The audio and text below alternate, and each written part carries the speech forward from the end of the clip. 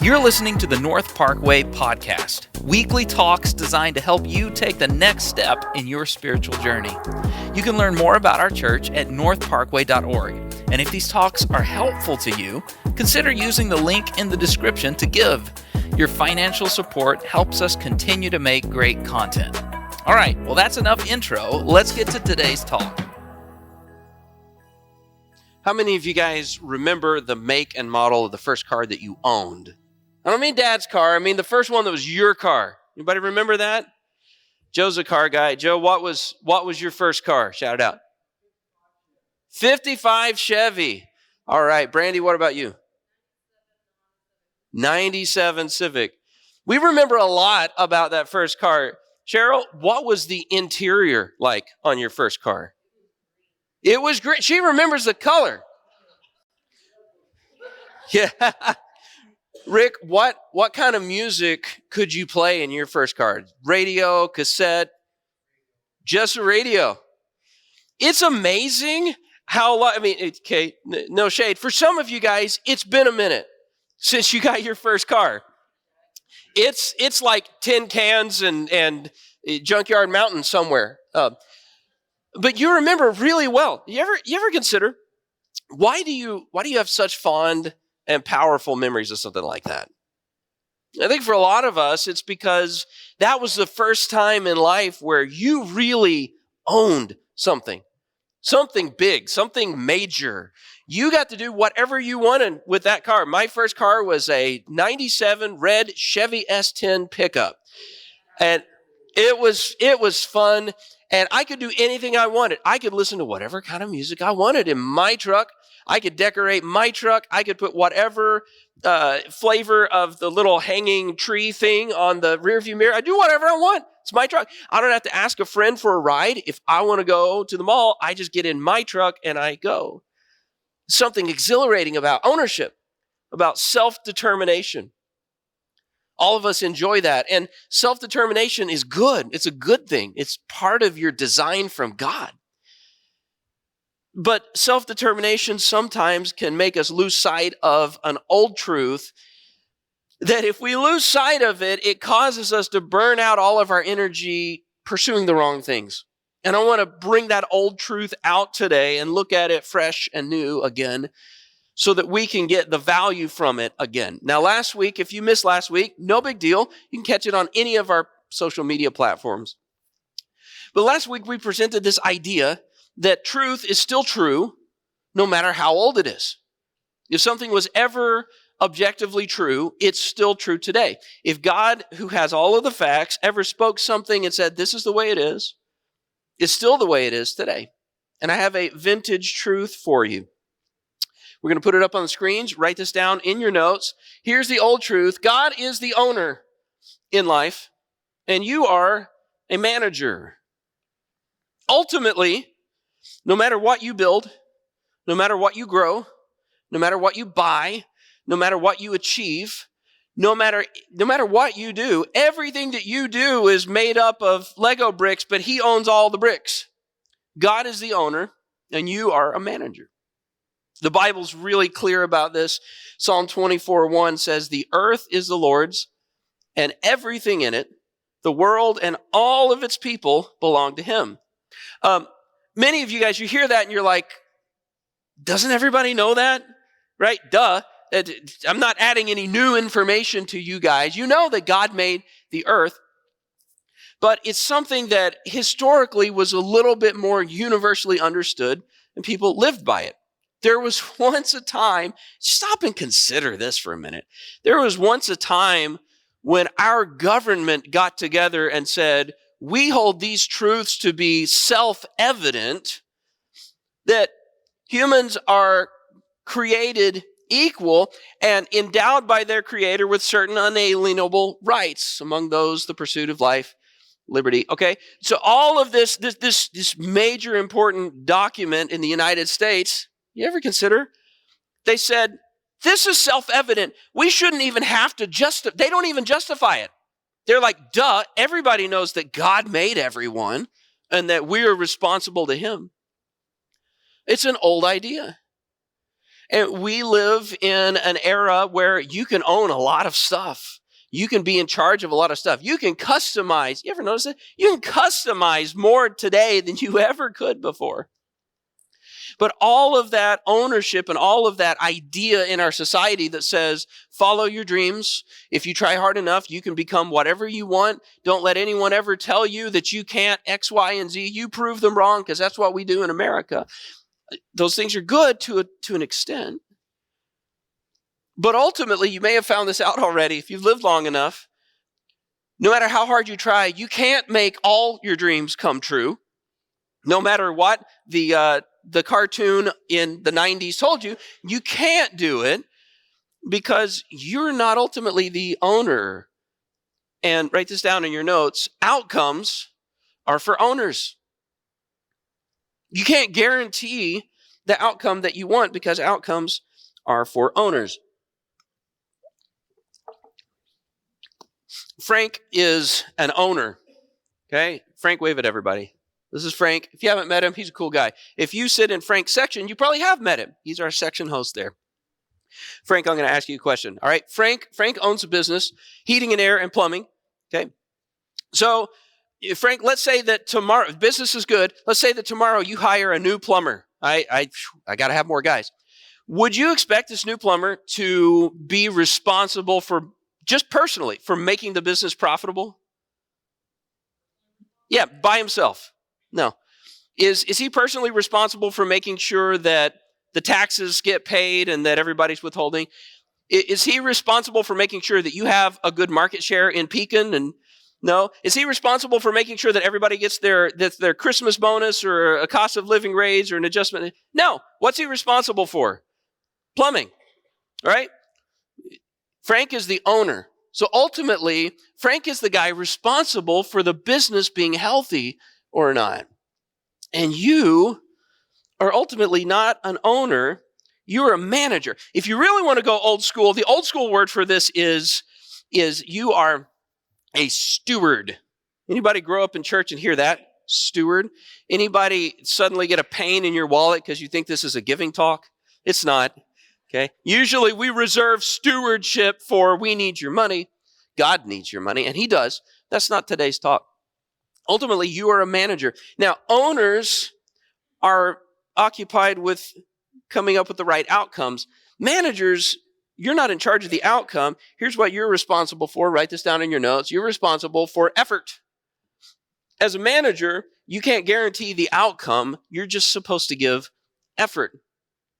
And all through the Bible, there's this beautiful idea of partnership between God and humanity, where God says, here's the stuff I want to accomplish, but instead of doing it all myself, because I want it done right, I'm going to bring Brock, and I'm going to bring Brian, and I'm going to bring Lola, and I'm going to bring all these people on my team, and I'm going to do the stuff I want to accomplish through them, but no one of them is personally the Savior. So their job is to just give effort, to just work. Philippians 2:12 says, work hard to show the results of your salvation. And that's one verse. We could do a whole bunch. But all through the Bible, there's this idea that you have to work as a manager. In Matthew 25, Jesus tells a parable. You should read the whole thing sometime. He tells a parable about managers that did give effort and ones who didn't. And he used 3 words to describe a manager who didn't give effort. Wicked, lazy, useless. Ouch. God is nice, but he doesn't pull punches sometimes. How many of you guys want to get to heaven when you die? You want to step before the Lord and he says, hey, welcome to heaven, you lazy, wicked, useless person. How many want that? Not me. I don't want that. So you have to give effort. That's your job.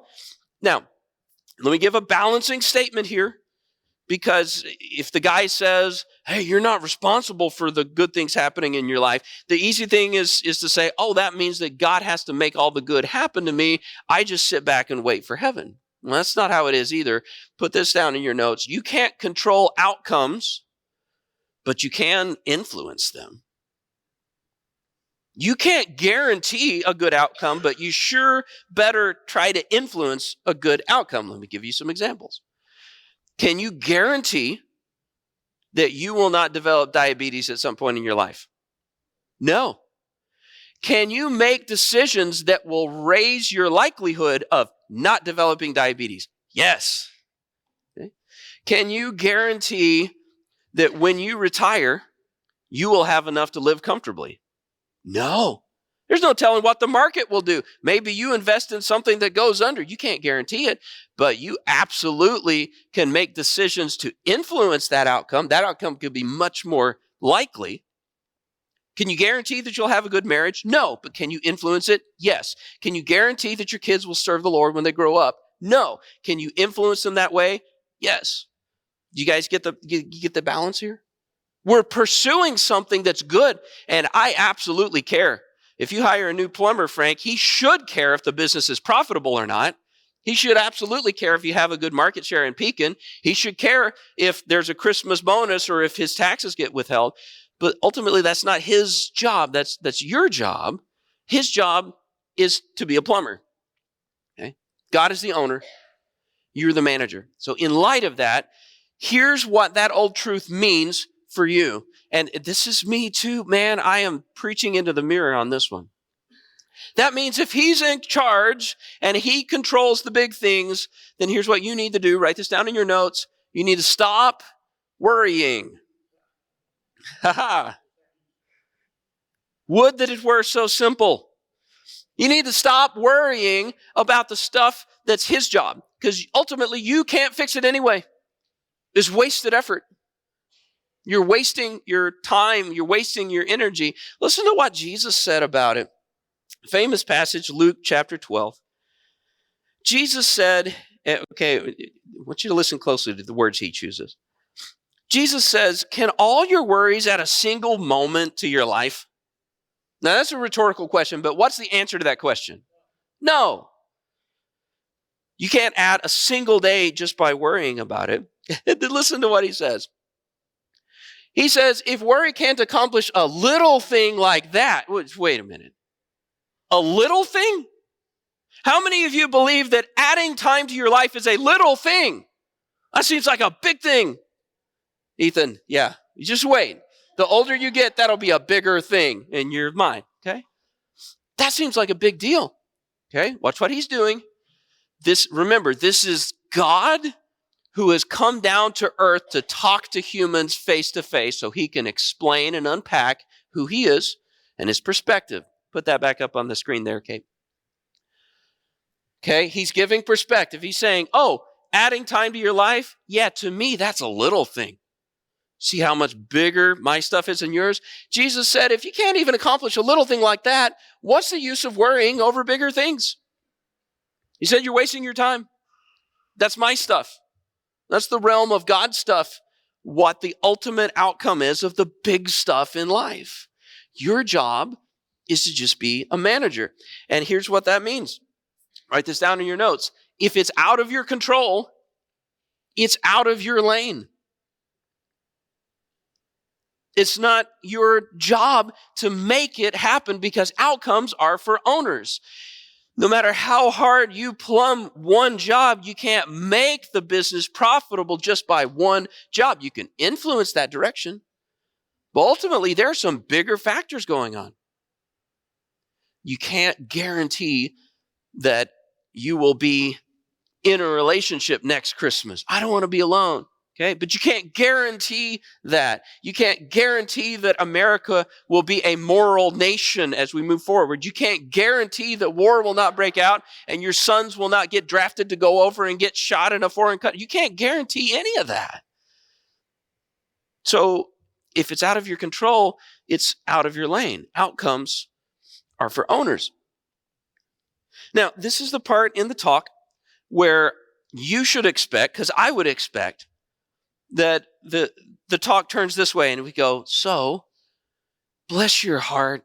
You're just carrying all the weight. You don't need to. Just Christmas doesn't have to be so stressful. Just let Jesus just breathe peace and just, okay. And that is true Carrying stuff that you weren't designed for will absolutely wear you out. But this is not a bless your heart talk. As I was preparing this week, the Lord showed me something from Jesus' words. I had never noticed this dynamic before.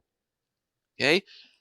When you worry about stuff that only God can do, when you take something that's meant to be for owners and you say, I kind of want to be an owner, I want to worry about that.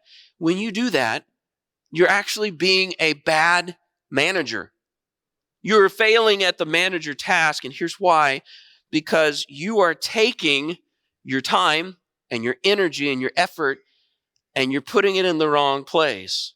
And you're using it up on stuff that doesn't get anywhere.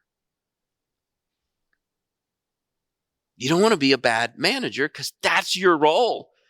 You're not being graded on whether you're a good owner, whether you have good outcomes. You're being graded on whether you have good effort. And you have a limited amount of energy. So this is interesting. Last night, I slept horribly. Any of you guys walk in here a little bit tired today?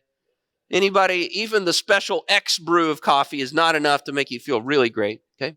We know what it's like to be physically tired, but how many of you guys know you can be physically fine and you can be emotionally exhausted? Anybody ever be emotionally exhausted? Anybody, the emotions are fine, especially students, okay? Any guys ever finish like a long test and you're like, I am intellectually exhausted. I can't even do math anymore. Okay? I'm worn out. There are many different kinds of energy. You start each day with a limited pool of energy. And once you use it up, you're done. Some of you guys, okay, Roger's working overtime. Roger, by the time you get home, you're everything drained and exhausted, right? So, if God's role is to be the owner and your role is to be the manager, but you use all of your energy trying to be an owner, then you don't have the energy you need still in the tank to manage well. Listen to what Jesus says as he continues in Luke chapter 12. Okay?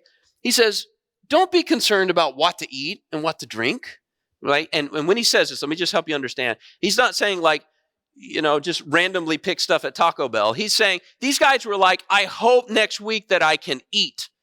I hope next month there's enough food for my family. Okay, they're stressing over whether they're going to make it. He says, don't worry about such things. Okay, these things, watch this, look at what he says, dominate the thoughts of unbelievers. Now, I actually had a bunch of research. I was going to bore you with research, and then I realized that was kind of boring. If you really want the studies, I can show you. Study after study after study have shown that ruminating over what might happen, worrying about whether you've done enough for the outcome you're looking for, it affects your sleep and affects you physically. It drains you emotionally. It leads to intellectual fatigue. Worrying about that stuff drains your energy, and it's almost like Jesus knew that a long time before the studies, because he said, if you're worried about all that stuff that dominates the thoughts of unbelievers, if your thoughts are dominated by that, you're not thinking about anything else.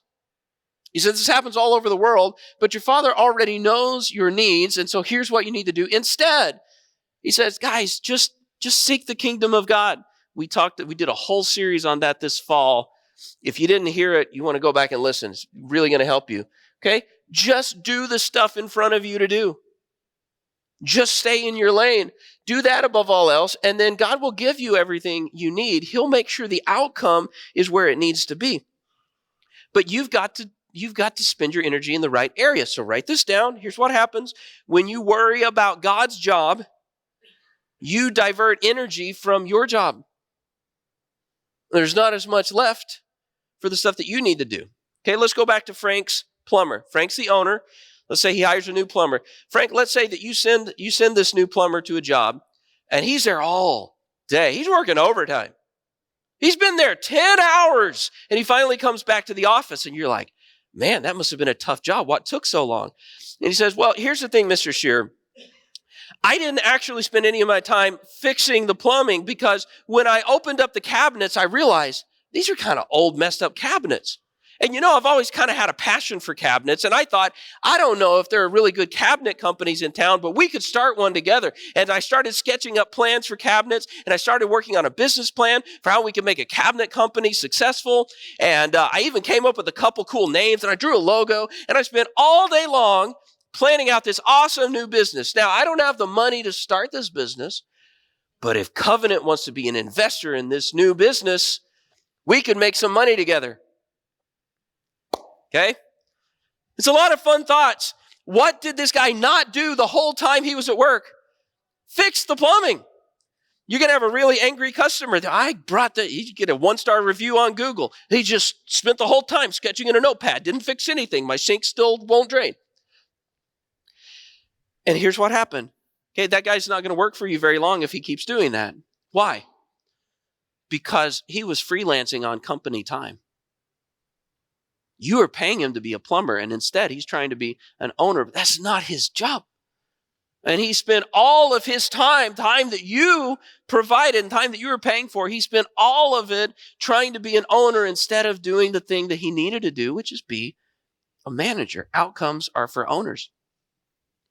And you don't want to be somebody who's caught freelancing on company time. Jesus said, why are you worrying so much about stuff you can't control? It's useless. It's a waste of time, and it will dominate your thoughts. Instead, just focus on what's in front of you. So as Ethan comes back up, I wonder for you, what are the things dominating your thoughts this Christmas season? What are the big things that in the back, it's not in the front of your mind, but in the back of your mind, what are those big things that you're like, man, I hope this works out?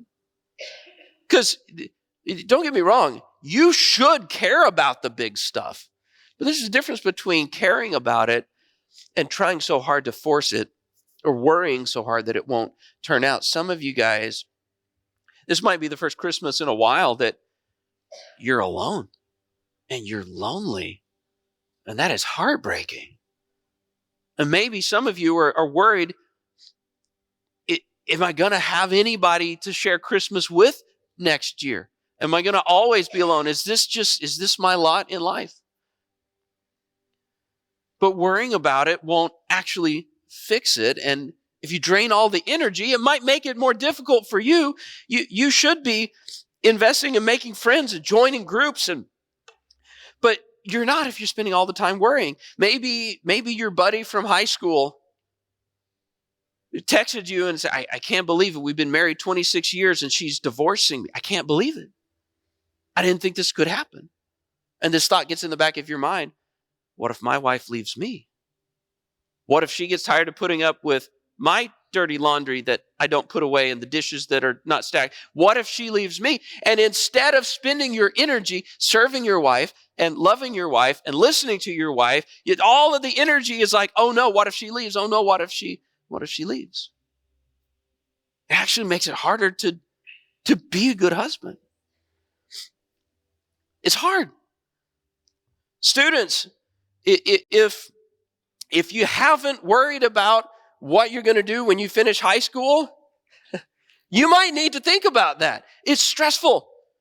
Should I go to college? What degree should I get? Should I take on debt? What happens if I do take on debt? Maybe I should just go into the workforce. What kind of job is even going to be around for a while? And if I get this job now and inflation keeps going up, am I even going to be able to afford to pay the bills? I want to actually have a nice house. I want to own something. I want to be able to go on vacation with my kids. I want to do the life that maybe I didn't grow up with, but I don't know if I can make that happen. And I'm so nervous when I come to take this test because all of my hopes and dreams and futures riding on if I get this math question right. And not only are you worn out, but all of your energy is going into worrying instead of going into being a good student. Let me share mine. I have two things that I am bad at being a manager because I keep taking the owner's role. And God is patient. He's working with me. One of those, actually it's 4 of them: Ethan, Judah, Elizabeth, and Charlotte Clark. I'm a parent of 4. Parents in the room, I think you feel me when I say this. I am very concerned that they grow up well. I am passionate about it. I very much want them to grow up with good job skills. I want them to grow up with good interpersonal skills. I want them to grow up to be good dads and good wives and good workers. I want them to grow up to serve the Lord. But here's the reality. I can't make them do any of that. I can't. I've tried. It doesn't work. 2 of them are so big, I can't physically make them do anything anymore. It's a waste of effort. And parents, let me tell you this, and I'm right in the middle of it, okay? So I'm speaking to myself. This is boomeranging back to me. If you think you can make your kids become who you want them to be, just the act of trying to make them do it will turn them against you. Because that's not your role. Your job is to manage the resources provided to you. Your job is to teach that kid the right way, but you cannot make them grow up a certain way. You can't make them, the old saying, you can lead a horse to water, but you can't make them drink. And you never stop caring, you never stop trying, but you can't force it. Here's the other thing. Here's the other thing that's hard for me. Now this is hard, I'm going to say, for almost every pastor around the world. Huge problem for me is this church. Because I'm accountable to God for this group of believers. You think I don't know a big chunk of your theology is filtering through this head? I better be careful of what I say. And as pastors, we collectively, we have so much tied up in this place being healthy that when the attendance numbers are not where we think they should be, we take it personally. Like I've somehow failed God. And I have to force it to happen. If the giving numbers are because the bills go up and it doesn't match, I'm like, I blew it, God. I missed it. And you start to force things to happen. You start to worry about stuff that's out of your control. But I can't. This isn't even my church. It's his church. Long before I was here, it was his church. When I'm gone, it will still be his church. I can't control the outcomes. Outcomes are for owners. I can only control my effort. Let me finish with this. I want to go back to what Jesus said because there's something so important for you here that's going to help you. He said, don't worry about the stuff that's out of your control. Out of your control is out of your lane. You're wasting your energy. And notice what he says. He said, these things, these worries, the stuff that you can't make it happen even if you tried. He said they dominate the thoughts of, what is this word? Unbelievers.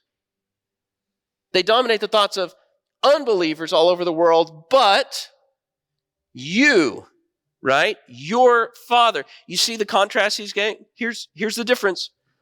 If you are an unbeliever, of course they dominate your thoughts. Because there's no God to fix stuff. It's just you, baby. Of course.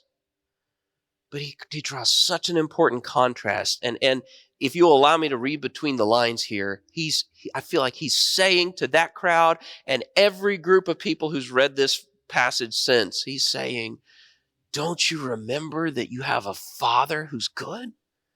It's not up to you. Unbelievers stress about this because they don't know God. Unbelievers stress about this because they don't understand that he's a good Father, but you know better.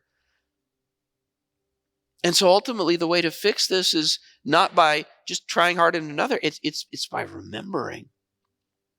God is good. God is the Father. He's the owner. I'm just a manager. And there is peace in that. But there's also efficiency in that. And when I breathe my last breath on this planet and I stand before God, I don't want him to say, Chris, I really wish you would have spent more time just being a human and you would have let me do the God stuff. You wasted so much time. I don't want that. I really want him to say, hey, I know you messed some stuff up, but you know what I'm proud of? When you realize I was in charge, you let me be God and you were just Chris. That's so much what I wanted. Good job. Bring it in. Let's hug. That's what I want. That's what I want for you. So don't get out of your lane. Leave outcomes for the owner, and you just focus on effort, put it in the right place, trust the end result to God, and things will go well for you. Hey, this is Pastor Chris again. Thanks for listening. If today's talk was helpful in your spiritual life, odds are there's someone you know who could benefit from it. Take a minute right now to share it with them. And if you live in the area, come try out a service in person, because church is more fun with friends. See you next time.